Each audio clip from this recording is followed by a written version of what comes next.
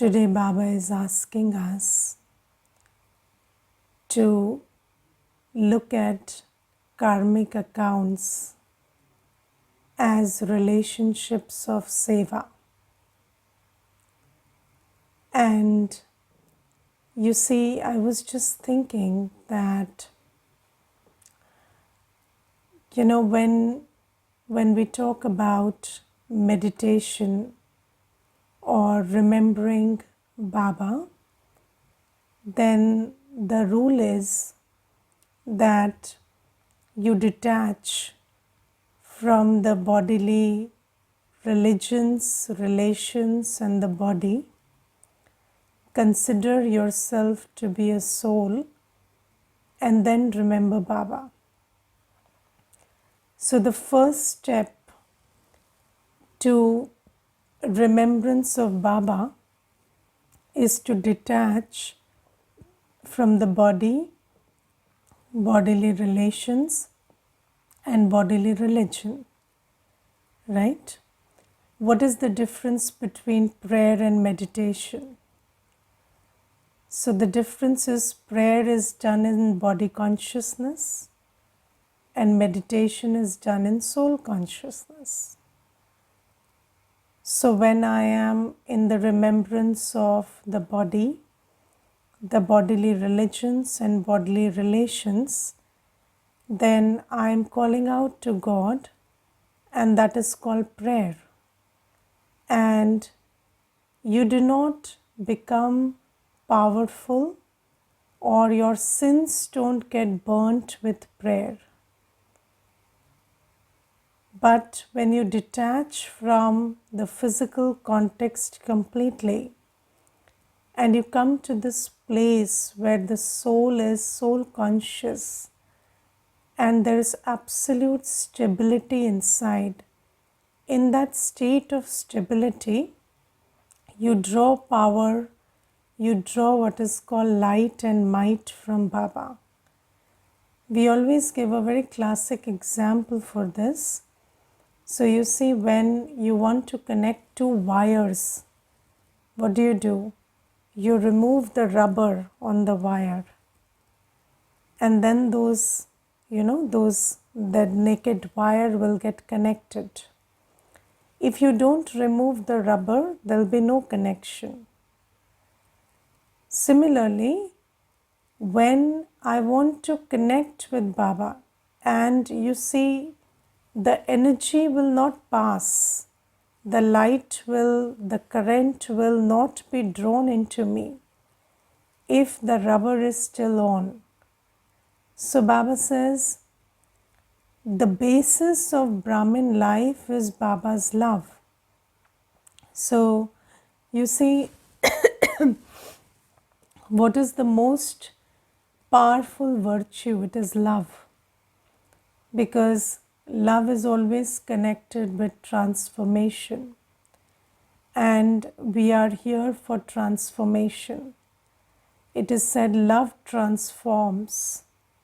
Yes, whatever transformation you've had in life, it's always because of love. Yes, without love there is no transformation. And the greatest kind of love is the love that Baba gives us.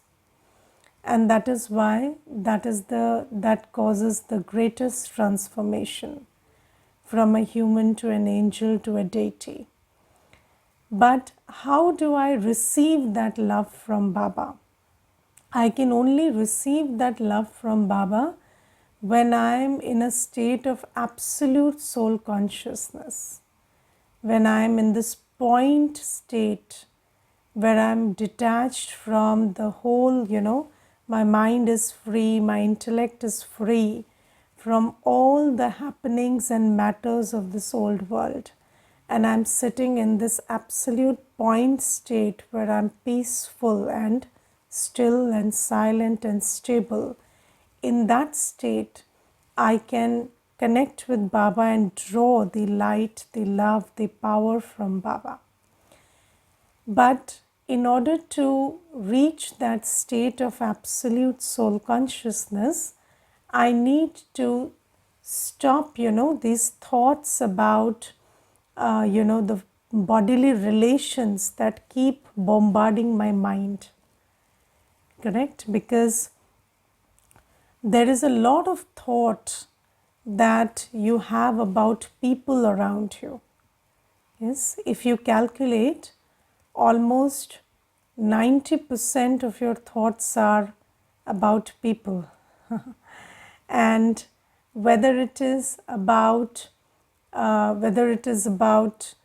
people in your Lokik life, alokik life. And today Baba says that when you are in relationship with somebody, then obviously there are karmic accounts. So there is a spouse, there are parents, there are siblings, there are children, and we know very well that according to the philosophy of karma, these relationships are a manifestation of karmic accounts, right? And if there is a karmic account, then you always keep thinking about them. That's the thing, Karmic accounts cause you sorrow. And there are expectations, there are disappointments, there are so many emotions involved, and that is why they keep bombarding your mind space. And because of that, you cannot draw the light and might from Baba, because until you detach from them, come to this point state, you cannot have a connection with Baba. So it is very important to deal with this situation of karmic accounts. And Baba gives us a very beautiful yukti today. Baba says that just change your attitude towards all the relationships that you have in Lokik and think about them as relationships of Seva. Yes, just think about them as those who you are serving, not as those who are, my mother, my father, my sister, my spouse, my brother, daughter, son. Don't think about them like that. Just know that these are relationships of Seva. But I will tell you from experience that, because when I started out in Seva, I did not know what Seva is. So, there were times when I took sorrow from even relationships in Seva. Yes, for example, I'll tell you, so in the early days, there was this one Mata, and she used to come to the center, and I was very young and naive at that time, and no gyan, no yog, nothing. I was just doing Seva. And at that time, she used to be very sweet and very nice and very cooperative, very helpful, very supportive. And then I started depending on her. And I started depending on her for even emotional support. So whenever there was some need, I would share it with her, and she would also, counsel me. She was much more experienced in worldly matters. And this is how it went. And then, one day, I don't know what happened to her. Somebody said something against me or something happened. And then all of a sudden her mood changed. And then she started behaving the opposite of how she was. And then I got very hurt. I felt like I lost something, and it was this deep feeling of loss and hurt and sorrow that I experienced. And I even felt that I cannot do Seva any longer because this is so hurtful. So I'm telling you this experience from 15, 16 years back. And why I'm sharing this is because, Seva is not just, a name that, this is Seva and this is not Seva. In Seva, your stage as a soul and your attitude, that's what makes it Seva. And if you're not powerful, it can't be Seva. So you could say this is Seva, but even in Seva you will get caught up. You will get attached. So this is why, when we say consider this to be seva, then you have to understand that seva is an attitude where you don't do any direct karma. And I'll share that experience. I'm sharing it very honestly with you because I want you to understand the intricacies of this attitude of seva. So, when I went to Didi, Badi Didi, crying and wailing that, this happened and now I'm very heartbroken and I don't have the strength to do seva and how could this Mata do this to me? Then, Didi told me one very beautiful thing. Didi said, if the fruit is not good, check the seed and check where is the problem in the seed. So I said, don't give me this fruit and seed knowledge. I'm not ready for it now. I'm in a very bad mind space. And then she said, no, just think about what is it that you sowed, I'm not saying that it was the events that are the fruit. It is the experience that is the fruit. So that Mata behaved according to drama, right? So it's a predestined drama. And you know that it's a predestined drama. So I said, yes. So she said, that's how it's designed. It happens every kalpa. So I said, yes. So then she said, it happens every time, but why did you feel sorrow? What was the seed that made you feel sorrow? So I said, maybe attachment, because they can't be attached, there cannot be sorrow without attachment. So then she said, yes, so that there was attachment, right? So next time, don't say I can't do seva, just know that what you did earlier was not seva. It was attachment. So next time when you deal with some soul who comes, then you have to keep Baba in between you and them. And when you keep Baba in between you and them, you don't have a direct relationship with anybody. You have an indirect relationship, which is because of Baba. So always keep Baba in between. And then I learned that. And from that day onwards, nothing hurt me. Yes, so nothing. If somebody praises also, they are praising Baba. If somebody supports, they are supporting Baba, not me. If they are not supporting, taking away their support, not supporting Baba, not me. So it became very, very easy. And this is why when Baba says that you change your relationships of karmic bondages to relationships of seva, how do you do that? By bringing Baba in between. So you understand, and you see, in earlier times, people did not use this language, mere bacche. They said, Bhagwan ke bacche. I remember I was once traveling to Madhuban, and in the train there was one Mata, and there were 7 kids, and I asked her, are these your children? And she immediately said, no, these are God's children. And she was not even in Gyan. She was just, she was some Mata from some village, and she had this deep dharana. And I saw that, she could say her prayers, she could do her mala, and she could do all her bhakti rituals in the train also. And she never got very worried about the children. And it was a very beautiful experience for me, because I felt that, she's not just saying Bhagwan ke bacche, she feels these are Bhagwan ke bacche. And she's working with that attitude. And Baba says that, now that you know that every soul is just a soul on their own individual journey, and they are nobody to you, they belong to Baba, and you have an indirect relationship with every soul.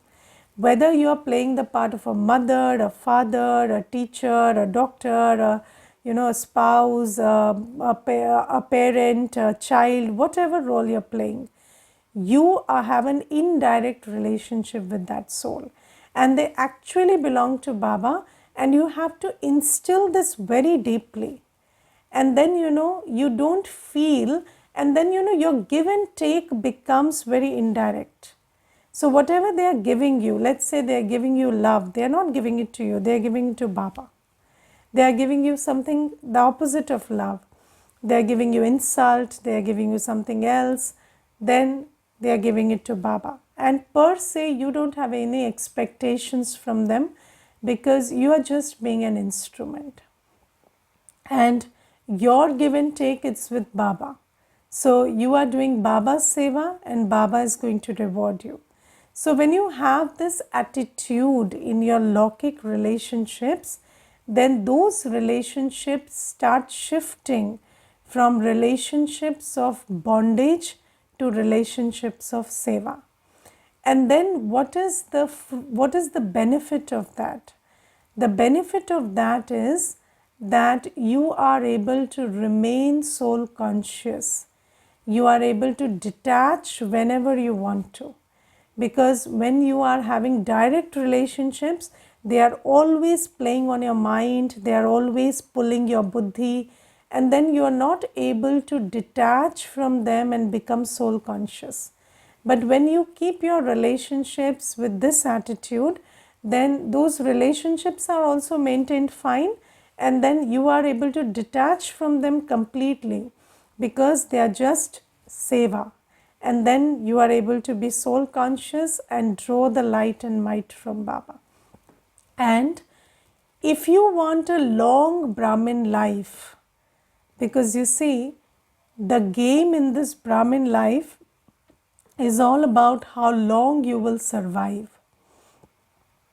Yes, because it's all about the finishing line. And if you reach the finishing line, then you become the winner. And if you die somewhere on the path, then loss, right? So Baba says, if you want this Brahmin life to continue, then what do you need? You need Baba's powers, Baba's love. And note this very well. You cannot be a lifetime Brahmin just with knowledge, or just with, your bhavana or your dedication. You have to have yoga power. Because if you don't have yoga power, Maya will come in so many ways, and you will not be able to discern it, and Maya will just throw you out of this race. So Baba says, this is why it's very important that for this Brahmin life to continue, you have yoga with Baba. And that will happen when you are detached in all your Lokik relationships. You don't have relationships of sorrow or pleasure or anything with the Lokik ones. You just have the relationship of an instrument. And then you are able to detach from them every now and then, become a point and draw the love and light from Baba. And that love and light has to be your food for Brahmin life. That has to be your breath of Brahmin life, and that has to sustain you. In Brahmin life, we think we are moving as Brahmins, but just look inside and ask yourself, what is sustaining me? Yes, because sometimes you are high on the success that you're getting in the world, or high on the attachments that you are experiencing in the old world, or the attainments that you are having in the old world, and you think that you are leading a very good Brahmin life. But you know what is Brahmin life? Brahmin life is ek bal ek bharosa, just one Baba. And sometimes you don't even realize that it's not Baba whose sustenance you are actually counting on. You are counting on many other things. And that's why it's very important to have an indirect relationship with everyone and everything, so that you are not drawing your support from anything outside. And if nothing can support you, nothing can destabilize you. You know, if something is your support, then that support, when it is removed, it can just make you crazy. It can just make you very unstable. But if nothing is your support, you have just one support, Baba, and then you are just having an indirect relationship with everyone and everything, then come what may, whatever is the storm of Maya, can a storm disturb a point? No, but a storm can disturb a point which has multiple linkages. Yes, so if you don't finish those multiple bonds, those karmic bonds, and you don't remain detached and loving in all of them, then any storm will disturb you. But if you are able to have this attitude of seva and just have one support as one Baba, then you're drawing the light and might from Baba, and no storm can shock you, can destabilize you, and you will have a long, long Brahmin life until the end. And those who reach the end in Brahmin life, they become an angel and a deity. So this is something that Baba is saying. And then today Baba is saying that we must have an account of whatever sins we committed since the time we remember in this birth. Yes, and Baba says from the age of 4 or 5, you remember what you have done, right? And do you? You remember from a very early age. And some people remember from the age of 2.5 and 3 also. And there have been sharings of that kind, so I know that. So Baba says it's very important to look at what you did from a very early age. And you know why it's important? Because Baba says whatever you have done is there in you, and you are carrying it in the form of a sanskar even today. Yes, when you go to a psychiatrist or a psychologist and you take some psychological counseling, the first question they will ask you is, just talk about whatever you remember from your childhood. Yes, and why? Because whatever you remember from your childhood, and mostly it's the things that you have not reconciled with, it's the things that are gnawing at your heart, yes, that are eating you up, that you will first share when you go to a counselor. And Baba says, who is the biggest counselor? The Baidyanath, Shiv Baba. Yes, so even if a counselor listens to your whole story, do they have the power? Do they have the love to heal you? Sometimes they may even be judgmental. Yes, but because they are after all human beings. But Baba is the ocean of love. Baba is the one who can absorb all the poison and still remain just like that. So we must look into, so you see, do you understand why are we here on this path with Baba? We are here for sanskar transformation, correct? We are transforming our sanskars. But how can you transform something which you are not even aware of? Can you transform something which you are not aware of? No. Yes. Do you understand the dilemma you face on Diwali every year? That if you start to clean, then it becomes very dirty. And then there's a lot of work to be done until that that dirty changes into clean. And this is very similar to inner work.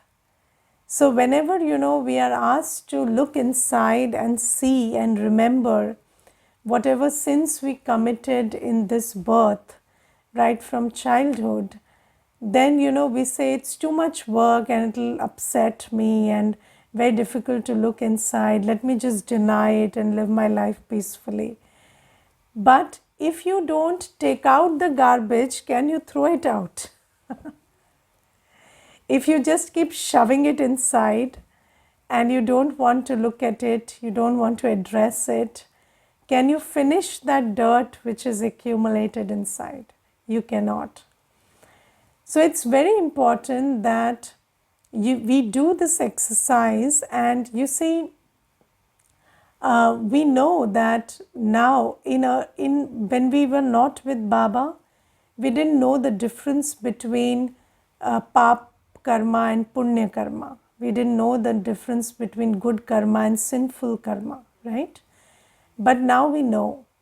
So just think about, in a very detached manner, whenever you look at your life history, just sit with Baba in a very soul conscious manner, and in a very detached fashion look at all the things that you remember which were sinful from childhood until now, and then just calculate for yourself what is your sanskar and what is the level of karmic burden that you're carrying.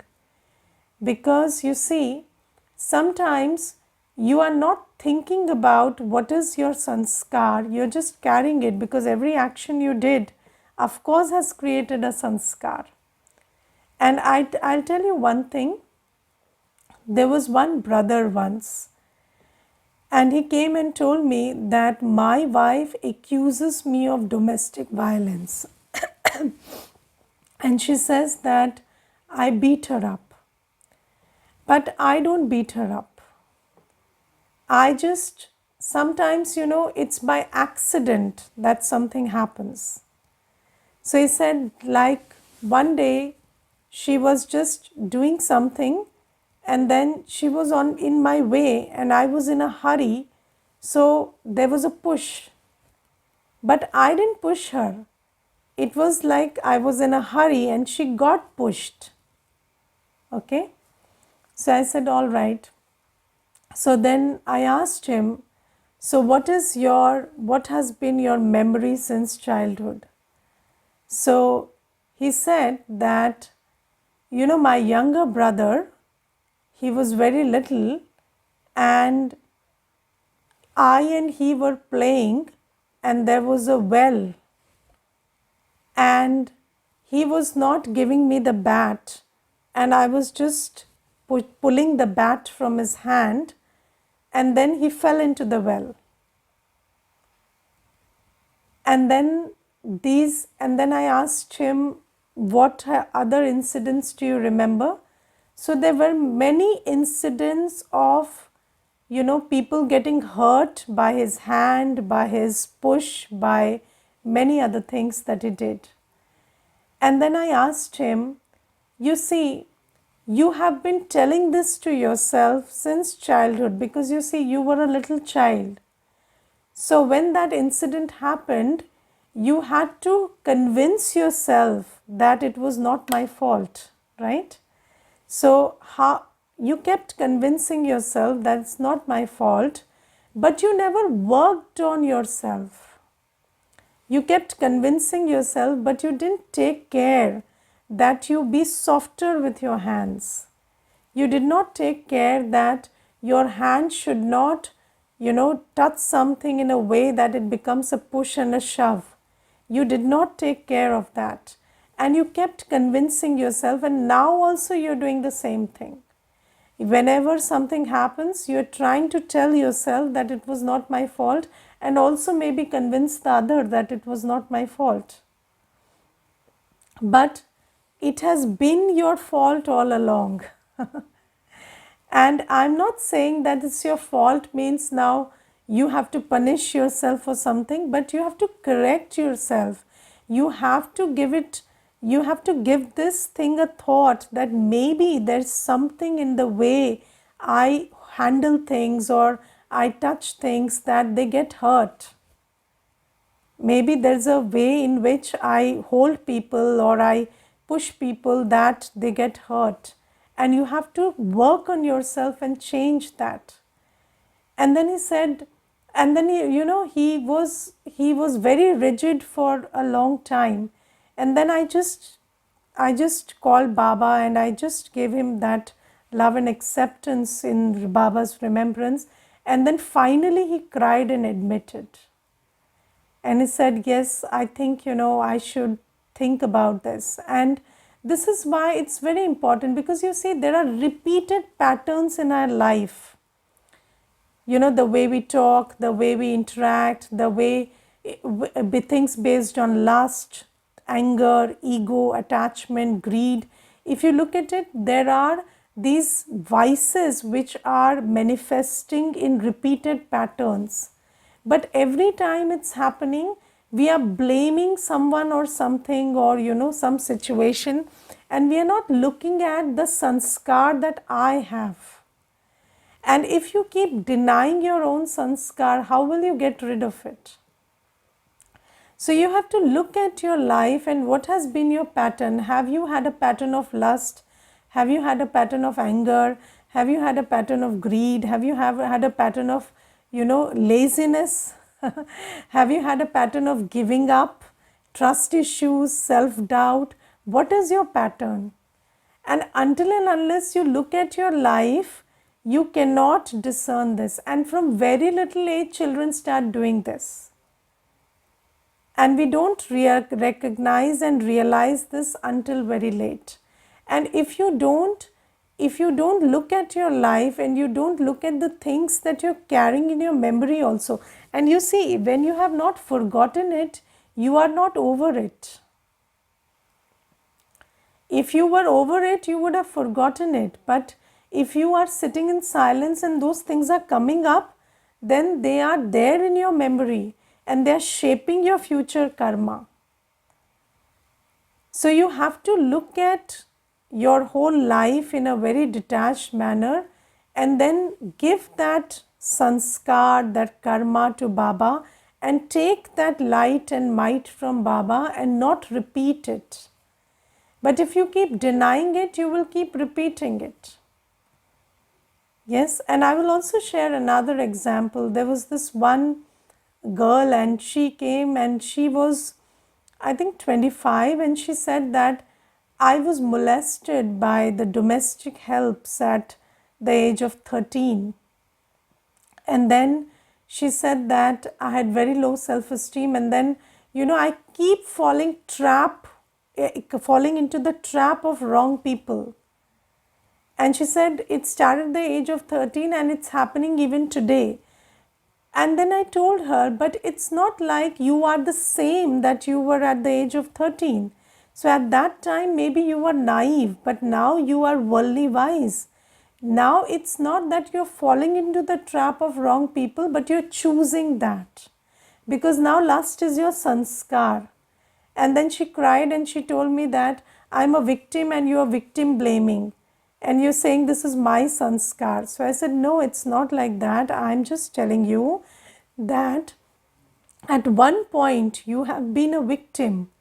But then after that it's become a pattern and now you are not the victim. You are the perpetrator. And this is how it happens. Victims become future perpetrators. But they keep playing the victim because you can't see what happened, how it impacted you, and then how did you start doing, in action, in reaction you're doing, and reaction, now it has become your action. So this is how this pattern goes. So it's very important to look at your own sanskar. Sometimes, people are spoken rudely too. And they answer back, but then that rudeness has become your sanskar. Earlier it was a defense mechanism, now it's your sanskar. But now in your mind, what the game you're playing is, it's a defense mechanism. But it's not, now it's your sanskar. So we have to look very deeply into who am I, what is my life history, what actions have I done, what is my sanskar, and until you diagnose the problem, how will you cure it? And who else will do it for you? If you don't, you do it for yourself. Baba is here with us and Baba is telling us, do it for yourself. Then give that sanskar to Baba. Take love and light from Baba and don't repeat it. Try to get over it. Change your behavior. Okay. Om Shanti.